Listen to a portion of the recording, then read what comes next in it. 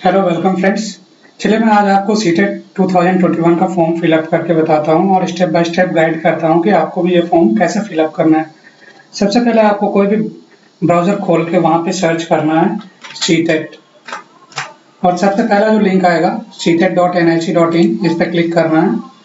Click करने के बाद आपको इस पेज के सबसे नीचे जाना है और यहाँ पे देखिए अप्लाई फॉर सीटेट दिसंबर 2021 आ रहा है। इस पर आपको क्लिक करना है। एक नया टैब खुल जाएगा और यहाँ पे देख सकते हैं आप एप्लीकेशन फॉर्म सीटेट दिसंबर 2021 के लिए न्यू रजिस्ट्रेशन पैनल अभी खुला हुआ है, तो यहाँ पे हम क्लिक कर लेंगे और फिर यहाँ पे इंफॉर्मेशन बुलेटिन के थ्रू एक बार जाएंगे ताकि एक पता चल जाए कि कितना फी लग रहा है और फॉर्म को फिलअप करने के लिए क्या क्या चाहिए।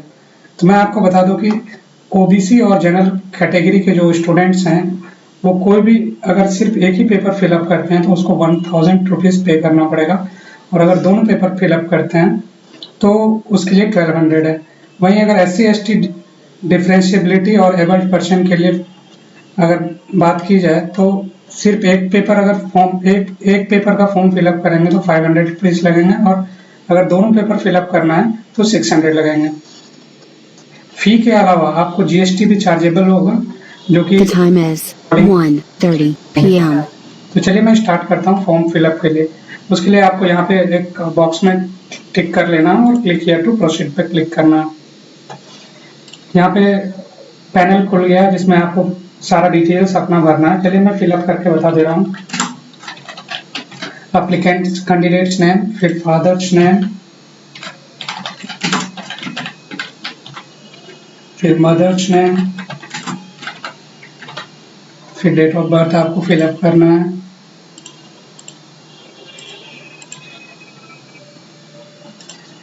फिर जेंडर, आईडी टाइप, आपके पास इन सब में से जो भी आईडी है आपको उसका एक आईडी नंबर यहाँ पे फिलअप कर देंगे। फिर यहाँ पे आप एड्रेस अपना फिलअप करेंगे।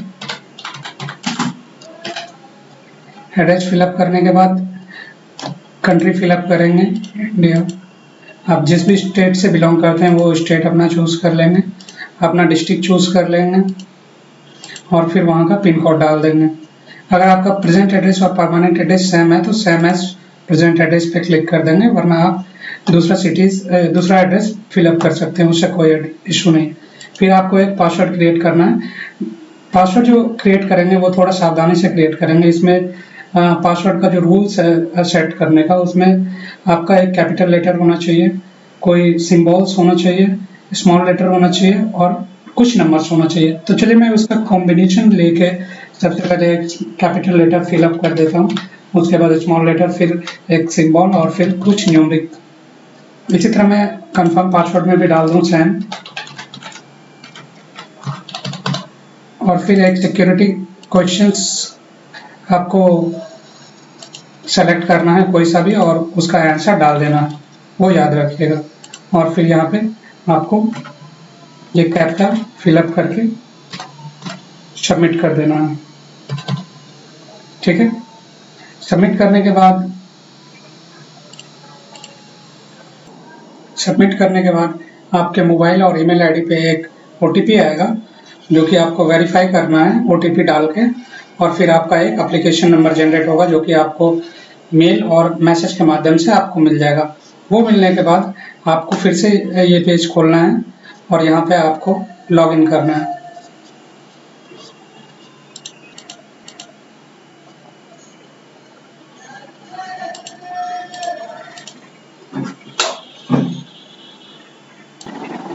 ये देखिए लॉगिन हो गया। फिर यहाँ पे कंप्लीट एप्लीकेशन फॉर्म पे क्लिक करेंगे।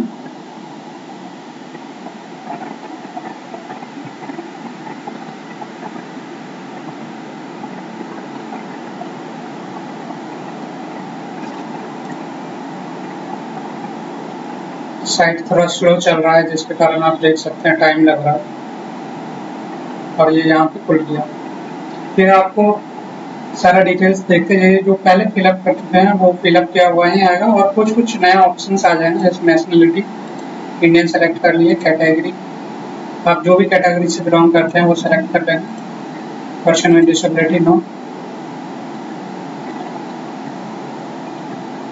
ये देखिए आप जब कुछ ऑप्शंस को सेलेक्ट करते हैं तो वो लोडिंग का जो है प्रोसेस लोडिंग के लिए टाइम देता है, क्योंकि वो आपके अकॉर्डिंगली पेज को सेट कर देता है।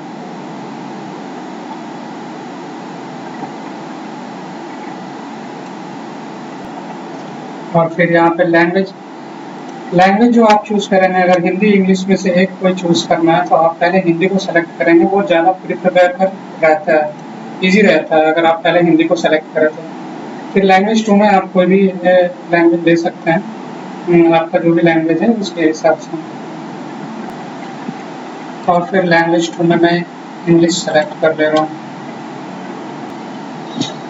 और फिर एम्प्लॉय स्टेटस, सिंस अभी मैं स्टूडेंट हूँ तो मैं स्टूडेंट सेलेक्ट कर लेता हूँ। अगर आप टीचर हैं तो आप टीचर सेलेक्ट कर लेंगे, और अगर टीचर के अलावा कहीं और जॉब करते हैं तो आप employ other than teacher select कर सकते हैं। मैं नॉट एम्प्लॉयड पे सेलेक्ट कर रहा हूँ। फिर यहाँ पे देख सकते हैं अप्लाइंग फॉर, अगर आप पेपर 1 के लिए अप्लाई कर रहे हैं तो आप सिर्फ क्लास पेपर 1 सेलेक्ट करेंगे। अगर पेपर 2 के लिए कर रहे हैं तो सिर्फ पेपर 2 करेंगे, और अगर दोनों के लिए कर रहे हैं तो बोथ पेपर 1 एंड पेपर 2। ठीक है, तो मैं दोनों के लिए फॉर्म भर रहा हूँ तो मैं पेपर 1 एंड पेपर 2 सेलेक्ट कर दे रहा हूँ। फिर देखिए यहाँ पे एक नया ऑप्शन खुल जाता है, minimum education qualification for class 1 to 5। इस पर जब आप क्लिक करेंगे तो देखिए पहला नंबर में सीनियर सेकेंडरी और इट्स इक्विवेलेंट, जो 12th कर चुके हैं और 2 साल का DLED किया है उनके लिए। फिर दूसरे नंबर पे जो है सीनियर सेकेंडरी और equivalents diploma in elementary education. फिर जो 12th किए हैं 45% से, और जो DLED कर रखे हैं 2 ईयर का NCT से रिकॉग्नाइज्ड, उनके लिए 2 नंबर ऑप्शन है। फिर तीसरा नंबर है सीनियर सेकेंडरी और its equivalent with at least 50% marks in appearing on final year 4 year. जो BE-LED कर रहे हैं, मतलब 4 साल का जो BE-LED कर रहे हैं, एटलीस्ट उनके पास 50% होना चाहिए। अगर वो फाइनल या अपीयरिंग स्टूडेंट है तो वो भी फिलअप कर सकते हैं। फिर चौथा नंबर में 12th के साथ 50% मार्क्स होना चाहिए। अगर आप फाइनल और अपीयरिंग दोनों हैं वो भी भर सकते हैं, वो DLED में होना चाहिए। ठीक है, और लास्ट में जिन लोगों ने B.Ed किया है या फिर उसके इक्विवेलेंट जो भी है, अब वो 5th नंबर सेलेक्ट करेंगे। तो चलिए मैं 5th नंबर सेलेक्ट कर ले रहा हूँ क्योंकि मैंने B.Ed किया है। और फिर minimum qualification for class 6 to 12 के लिए, 6 to 8 के लिए, तो यहाँ पे भी इसी तरह से आप पढ़ लेंगे।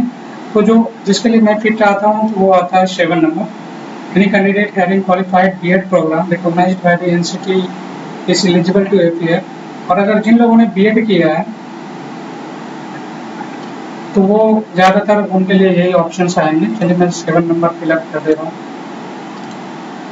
फिर यहाँ पे सब्जेक्ट ऑफर्ड फॉर पेपर 2, आपका जो भी है मैथमेटिक्स या साइंस, आपका जो भी है अपने हिसाब से आप दे दीजिएगा। मेरा मैथ और साइंस है। और फिर यहाँ आपने अगर DLED कर रखा है तो डिप्लोमा इन एजुकेशन आप सेलेक्ट करेंगे। क्योंकि मैंने B.Ed किया है तो मैं डिग्री इन एजुकेशन सेलेक्ट करूँगा।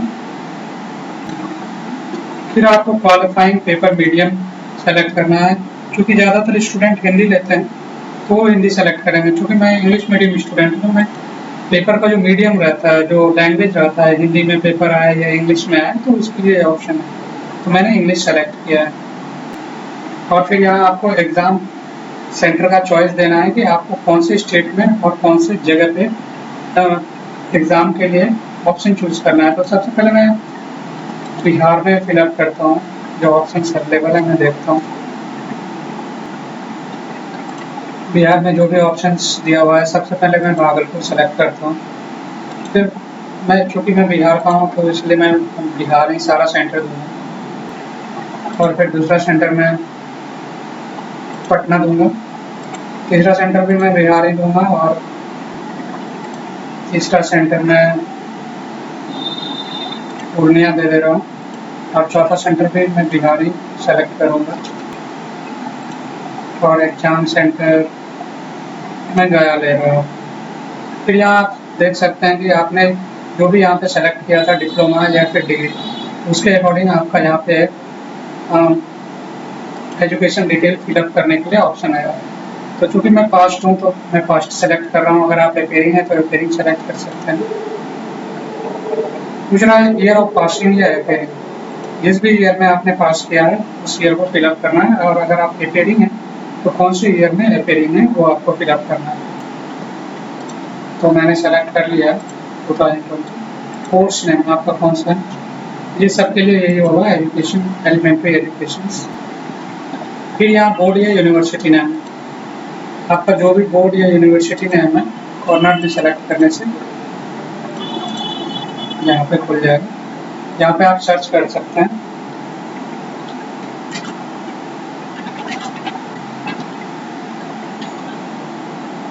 मैंने अपना कॉलेज सर्च किया और ये यहाँ पे अवेलेबल है, कॉलेज ऑफ एजुकेशन। ठीक है, मैंने कॉलेज का नाम सेलेक्ट कर लिया है। इसी तरह आप भी अपना कॉलेज का नाम सेलेक्ट कर सकते हैं, ये यूनिवर्सिटी का। फिर रिजल्ट मोड जो भी है आपका परसेंटेज है तो परसेंटेज सेलेक्ट कर सकते हैं। फिर परसेंटेज सेलेक्ट करने के बाद टोटल मार्क्स आपका कितने का था वो आप बीएड या डीएलएड की डिग्री में देख सकते हैं। मेरा जैसे 1500 का था, मैंने 1500 टाइप किया और 993 मेरा मार्क्स था। और फिर जब आप बाहर क्लिक करेंगे तो आपका परसेंटेज खुद ब खुद दिखा जाएगा। फिर आपको यहाँ पे आप पिन कोड पूछ रहा है, जो आपका इंस्टीट्यूट है या फिर जो कॉलेज है वहाँ का आपको पिन कोड फिलअप करना है। तो चलिए मैं पिन कोड देख रहा हूँ।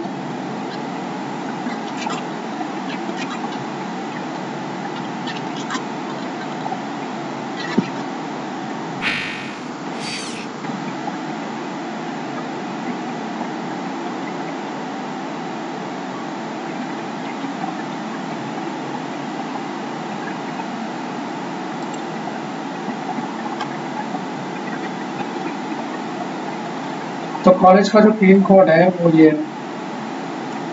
मैं इसे कॉपी कर ले रहा हूँ, Savitri Devi memorial college of education रह रहा हूँ, और मैं यहाँ पे पेस्ट कर दे रहा हूँ।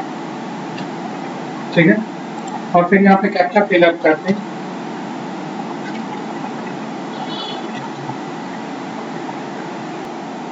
और फिर यहाँ पे आपको सबमिट पे क्लिक करना है।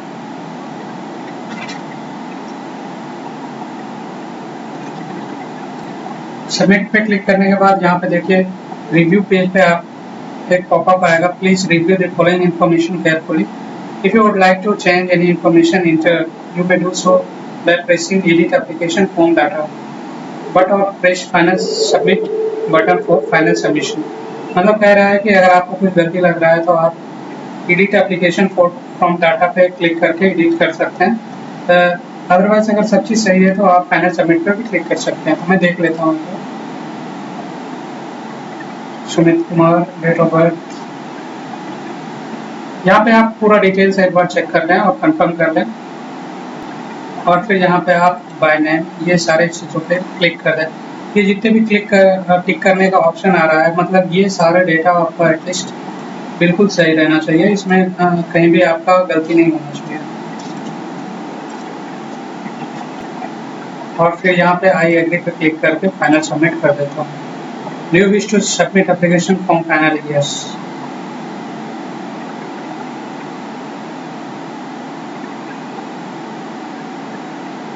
और फिर ये देखिए डॉक्यूमेंट्स अपलोड के लिए ऑप्शंस आ रहे हैं। डॉक्यूमेंट्स अपलोड पर क्लिक कर देते हैं। यहाँ पे फोटोग्राफ और सिग्नेचर मांग रहा है। देखिए फोटोग्राफ का मिनिमम साइज जो है वो 10 KB का होना चाहिए और मैक्सिमम साइज 200 KB का। चलिए मैं फोटोग्राफ को सेलेक्ट कर दे रहा हूँ।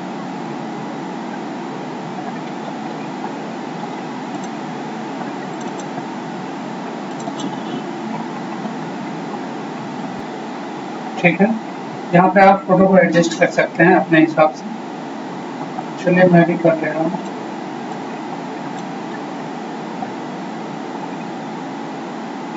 ये साइज ठीक है, और फिर अपलोड ओरिजिनल।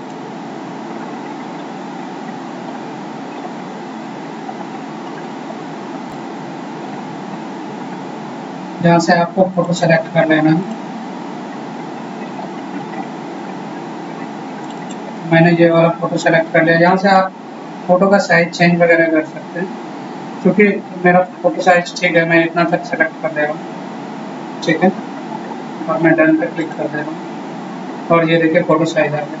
इसी तरह से सिग्नेचर भी आपको सेलेक्ट करना है। मैंने ये सिग्नेचर सेलेक्ट कर लिया। और अपलोड ओरिजिनल पे ही मैं क्लिक कर देता हूँ और फिर ये मैंने फोटो और सिग्नेचर दोनों कर लिया है। मैं यहाँ से अपलोड कर दे रहा हूँ।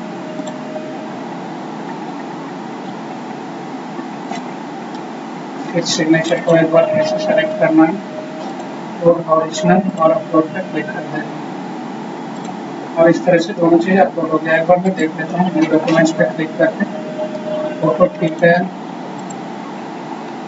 सिग्नेचर भी ठीक है और फिर यहाँ पे कैप्चा फिलअप करना है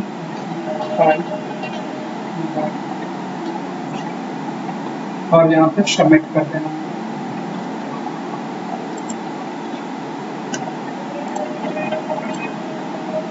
Do you wish to submit documents on final address?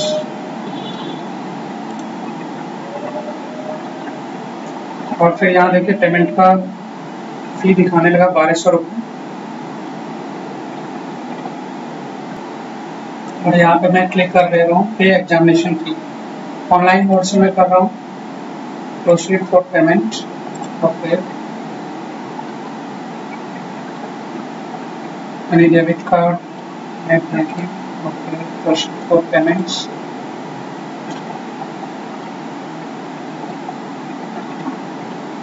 यहाँ पे देख लीजिए आपके पास ढेर सारा ऑप्शंस दिए हुए हैं। आप जिस भी वे से भरना चाहते हैं फॉर्म, यहाँ पे पेमेंट का बहुत सारा ऑप्शंस दिया हुआ है, credit card, debit card plus ATM pin, net banking, QR code और यूपीआई। तो मैं क्यूआर कोड से पेमेंट कर रहा हूँ। Net payments, proceed with payments, ठीक है। और यहाँ देखिए मैंने जो अपना यूपीआई आईडी डाल के फिलअप किया है और फिर यहाँ टाइम देने,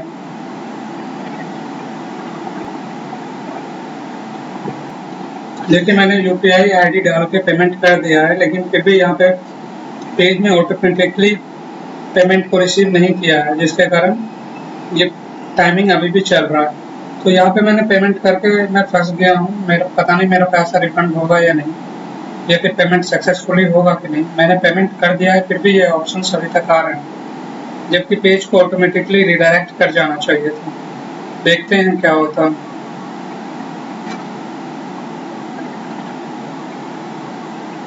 your transaction has been failed, जबकि मैंने पेमेंट कर दिया।